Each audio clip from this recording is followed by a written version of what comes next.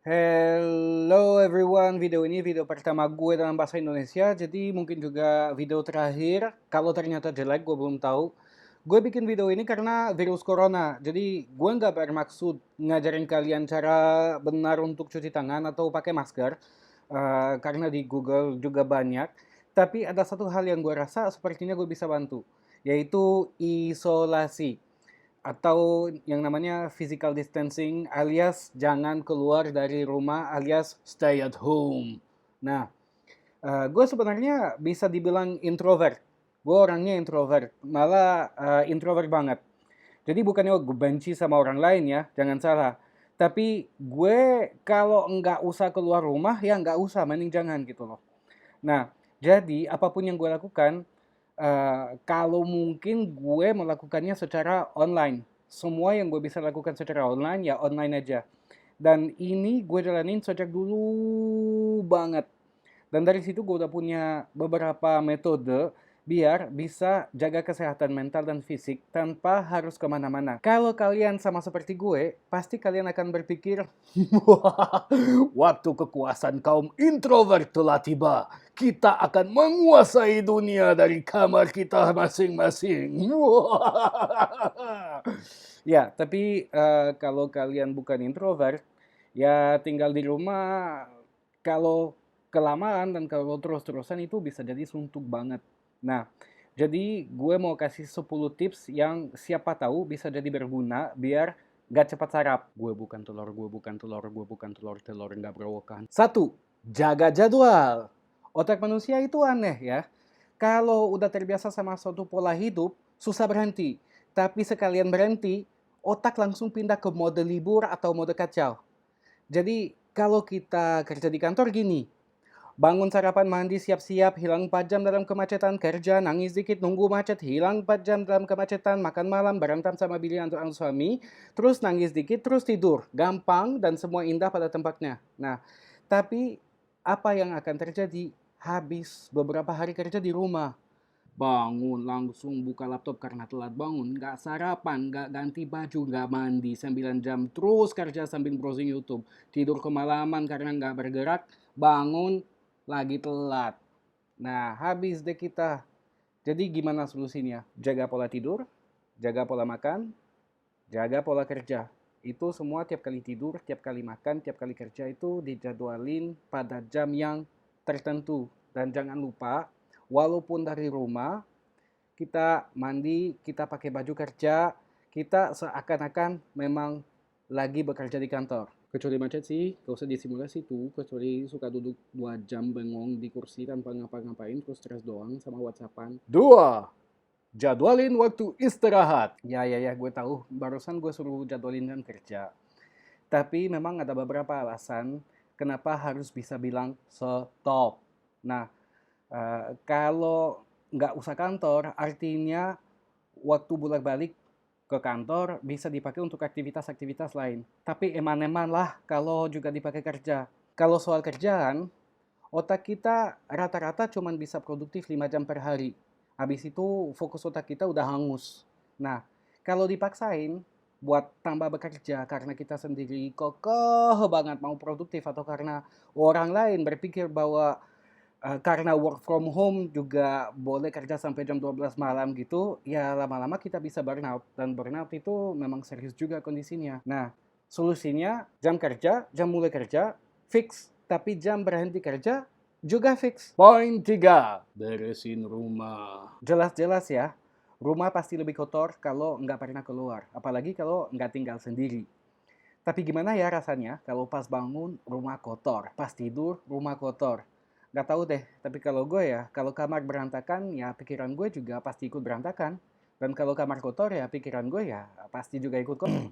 Nah, tapi gimana caranya biar selalu bersih?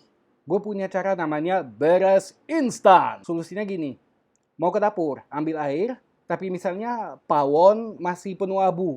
Nah, dibersihin langsung pawonnya. Mau ke ruang tamu, tapi masih ada pakaian kotor di kamar misalnya, ya langsung diambil dan langsung dirapiin. Pokoknya kalau ada apapun yang sedikit berantakan, pas kita lihat, kita rapiin. Langsung, pak, dik-dak-duk. And all these kind of expressions I don't really master. So, Nah, biasanya tiap kali beres instan itu nggak lebih dari 1 menit, dan nanti pas weekend ya tinggal nyapu dan ngepel. Ya iyalah masih harus ngepel. Kalau nggak mah gue jadi dukun bukan YouTuber dadakan. 4. Bikin Konkol Corner.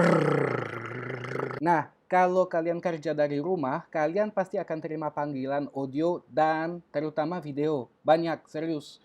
Kalau belum mulai, lihat aja minggu depan kayak gimana. Konkol atau video call rame-rame itu super penting. Karena kita jadi ingat muka manusia itu seperti apa, muka manusia lain gitu ya. Nah, dan bagi yang kerja kantoran, gue usul sebisa mungkin coba pakai video. Tapi kalau videonya dari ruang tamu, terus kakak ipar nonton dangdut sambil keponakan-keponakan sibuk main TikTok, konkolnya bukan konkol judulnya cicing ciatu. Nah, maksud gue demi kenyamanan kita sendiri dan kenyamanan lawan bicara kita, mending kita setup satu pojokan di kamar atau di tempat lain yang gak berisik, biar aktivitas harian kita rasanya di kantor dan bukan di kasur atau di ruang tamu. 5. Conference call dan call semua teman-teman dan keluarga. Serius, konkol itu nggak super gampang.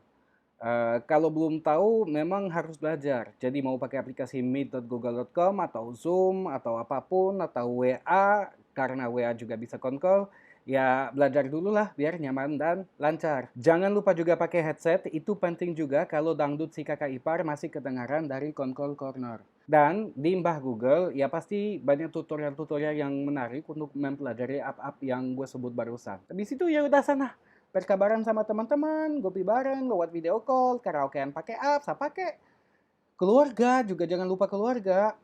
Nah, masa isolasi ini memang susah buat kita semua. Jadi sekaranglah saatnya mendukung mereka. Apalagi kalau udah 7 tahun belum kasih kabar. Kalau udah 7 tahun gak kasih kabar sama mertua gimana ya? Digobukin gak ya?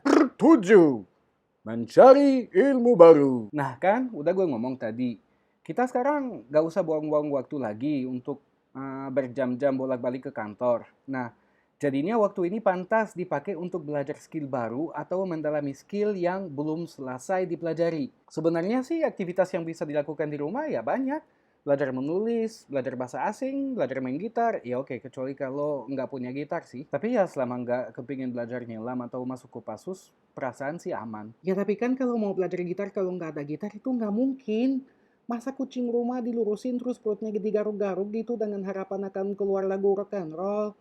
8. Selesaikan yang belum selesai, mulai yang belum dimulai. Semua buku yang kita belum selesai baca, semua buku yang kita belum mulai menulis, semua mainan yang lama yang kita nggak mainin, semua resep makanan yang kita belum nyoba, itu kalau harus bikin daftar aja deh, terus dicoba satu-satu. Pasti di rumah ada sesuatu yang bisa dimanfaatkan untuk ngisi waktu luang. Kalau gue sih ya gini, coba bikin video YouTube yang berguna. Selain itu sih, ya main kendama. Ya kalau duduk. 9. Jaga kecantikan atau ketampanan. No, gue nggak ngomong misalnya kalian kurang bersih ya. Kalian semua pasti wangi, bersih, dan rajin menabung. Dan sebagai bule gue juga bisa ngomong bahwa rata-rata orang Indonesia memang cenderung lebih bersih daripada orang kampung gue. Nah, tapi maksud gue, coba kapan terakhir benar-benar kalian urusin kuku, rambut, kulit secara mandiri dan sendiri dengan waktu yang cukup gitu. Kapan terakhir kali kalian ambil waktu dikit untuk urusin diri sendiri dan untuk mencintai diri sendiri? Nah, itu indah loh, dan itu penting loh. Lagian pasti loh orang lain di rumah akan senang deh. Lihat kalian cantik-cantik, ganteng-ganteng, terus wangi, terus cibat-cibat imut, terus nanti pipinya kalian dicubit-cubit gitu, terus juga mesinnya 10. jadi orang lain aja. Ya mau gimana sih, orang nggak bisa masuk rumah. Nah, nggak bisa jenguk tetangga, nggak bisa kemana-mana. Terus kalau mau cari hiburan, kalau mau cari teman gitu harus cari dari mana? Dari Hong Kong. Hong Kong juga pada pakai masker. Nah, Hong Kong pakai masker, Cina pakai masker, semua pakai masker, di mana-mana pakai masker. Ya udah, gue nggak pernah tahu gimana caranya menutup video. Jadi gini dah. Gue bukan telur, gue bukan telur, gue bukan telur, telur nggak berowokan.